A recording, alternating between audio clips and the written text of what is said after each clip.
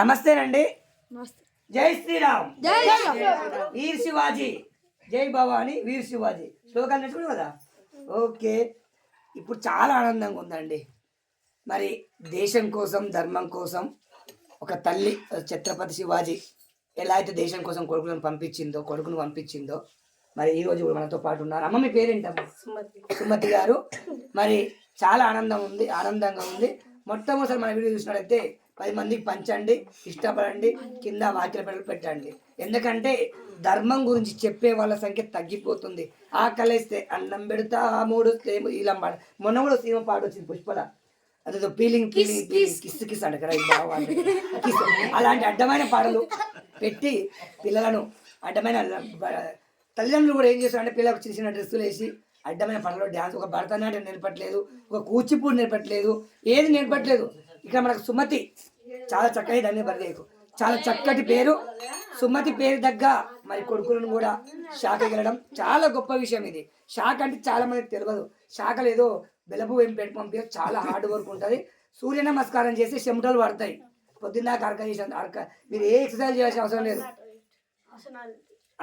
ఒక్క ఆసనం చేస్తే మీ ఆరోగ్యం దెబ్బకి షుగర్ బీపీ కూడా పడిపోతుంది. ఇది గ్యారంటీ ఇస్తున్నా. ఎందుకంటే అడ్డమైన జిమ్లు వాకింగ్ అవసరం కూడా ఉండదు. సూర్య నమస్కారం మన కొడుకు శాఖకి వెళ్తుండంట, చాలా గొప్ప విషయము. శాఖకి వెళ్ళడం అంటే చాలా మామూలు విషయం కాదు. ఇక దేశానికి ఎవరా ప్రధానమంత్రి పేరేంటి? ఎవరు చెప్పకండి.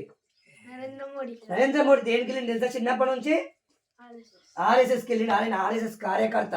ఇక దేశాన్ని వెళ్తున్నాడు. అలాంటి సంఘాన్ని నువ్వు వెళ్తున్నావు, సంతోషం. అమ్మ, మీరు చెప్పండి, మీ కొడుకు శాఖకి వెళ్తున్నాడు. ఆద్య, రిషికేషి పేరు బాగా పెట్టారు. ఎవరు పెట్టారు? అమ్మకి మీరే పెట్టుకున్నారా? ఏం చదువుకున్నావు అమ్మ నువ్వు? 10 వరకు చదువు. మీ అమ్మగారు ఏ ఊరు? ఇదే ఊరా? మీ అత్తగారు పాలమ్మ. మీ ఆయన ఏం పని చేస్తుంటారు? పోలీస్ డిపార్ట్మెంటా? చాలా చక్కటి. మరి రక్షక భటకు ఎన్ని సంవత్సరాలు అవుతున్నారు చేయబట్టి? 20 years అవుతుందా? అవునా. మరి వారి శ్రీవారు కూడా పేరమ్మ శ్రీనివాస్ జీ గారు కూడా పోలీస్ డిపార్ట్మెంట్లో పనిచేయడం జరుగుతుంది. మరి చక్కగా వారికి తగ్గట్టే మరి లైన్ నుండి బామ్మది. మరి వారి తగ్గట్టే పిల్లలను కూడా శాఖ పంపించడం జరుగుతుంది. మరి ఆద్య, రిషికేషు. మరి అమ్మ, మీకు ఏమైనా పాటలు పద్యాలు అనొచ్చా? ఏం రా? ఒక పద్యం పాడలేదా? ఒక పద్యం పిల్లలే పాడతారా? సరే, చక్కటి కుటుంబం. మరి వారి తండ్రి పోలీస్ డిపార్ట్మెంట్లో పనిచేయడం శ్రీనివాస్ గారు. వారికి కూడా మరి మీ పిల్లలు చక్కగా శాఖకు పంపిస్తున్నారు. మీరు కూడా సమాజ సేవలో ఉన్నారు. వాస్తవానికి పోలీసులు అంటే చాలా మందికి దురభిప్రాయం ఉంటుంది. అంటే అన్ని రంగాల్లో చెడ్డ వాళ్ళు ఉంటారు, మంచి వాళ్ళు ఉంటారు. పోలీసులలో కూడా మంచి చేసే వాళ్ళు ఉంటారు. మేము కూడా వచ్చి పాట పాడు అంట. కాకపోతే మరి పోలీసులలో కూడా మంచి వాళ్ళు ఉంటారు, డాక్టర్, అన్ని రంగాలు చెడ్డ మంచి రెండు ఉంటాయి. చాలా చక్కటి కుటుంబం. మరి ఇలా ప్రభుత్వము ప్రతి ఒక్కరిని కూడా 3 పిల్లలు కనమంటుంది. చాలా మంది ఇద్దరికే బరువు అవుతుంది. 2 కుటుంబాలు, 2 కొడుకులు, ఒక అమ్మాయి.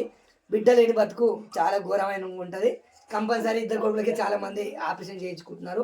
కానీ అలనాడు ఎల్లమ్మ కూడా బిడ్డ లేకపోతే మరి బాగుండదని బిడ్డను కనడం జరిగింది. ప్రతి దగ్గర ఆడపిల్లకు ప్రాముఖ్యత స్థానం ఉంది. మరి సుమతి గారి కుటుంబాన్ని చూస్తే నాకు చాలా ముచ్చటేసింది. తప్పకుండా పాలమూరు నేను ఎప్పుడైనా వెళ్తే వారి నెంబర్ తీసుకొని వారి కుటుంబానికి వెళ్తాను. మరి అప్పటి వరకు వీడు భగవద్గీత చెప్పాలి. ఆద్యను కూడా అప్పటి భగవద్గీత నేర్చుకోవాలి.